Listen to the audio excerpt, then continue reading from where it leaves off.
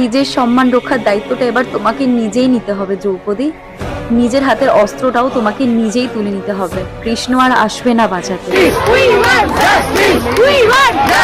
এত প্রতিবাদ, এত মানুষের ভিড়, সবটা মিথ্যে হয়ে যাবে না তো? সবকিছু থেমে যাবে না তো? আবার শাস্তি পাবে তো দোষীরা? তাই বিচার না পাওয়া অব্দি এই প্রতিবাদ থামালে কিন্তু চলবে না।